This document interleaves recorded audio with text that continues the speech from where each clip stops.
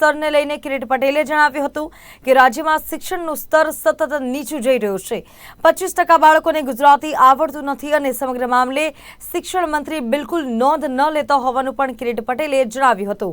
આવો જોઈએ તેમનું નિવેદન।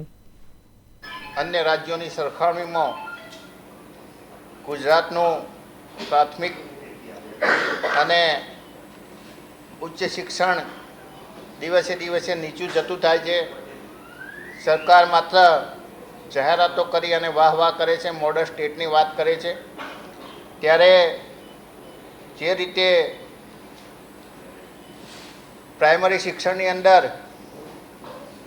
કેન્દ્ર સરકારના અસર અને પરફોર્મન્સ ગ્રેડિંગ ઇન્ડેક્સના જે રિપોર્ટ આવ્યા 2023ના એ બહુ ચોંકાવનારા હતા।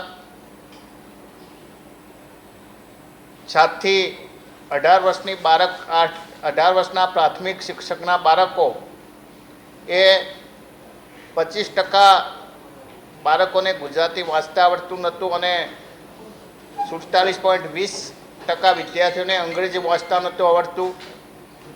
જે પરફોર્મન્સ ગ્રેડિંગ ઇન્ડેક્સ છે એની અંદર 1 થી 5ની અંદર ગુજરાતનું કોઈ સ્થાન નથી અને સૌથી શરમજનક બાબત કે જ્યારે મીડિયા નોંધ લેતું હોય કે પ્રાથમિક શિક્ષણ સચિવ એ શિક્ષણ મંત્રીનું સાંભળતા નથી।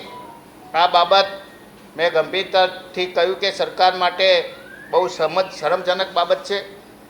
બીજું કે સામાન્ય રીતે જીઈડીના પરિપત્ર મુજબ અને પ્રણાલિકા મુજબ તો પણ અધિકારી 3 વર્ષથી બદલાઈ જતા હોય છે, જ્યારે પ્રાથમિક શિક્ષણ છેલ્લા 5 વર્ષની અંદર ધીમે ધીમે નીચે જતું જાય છે, ત્યારે પ્રાથમિક શિક્ષણ સચિવ અને નિયામકને શા માટે સરકાર બદલતી નથી? સરકાર એના સિવાય કોઈ અધિકારી મળતા નથી। લોકસભા ચૂંટણીને લઈને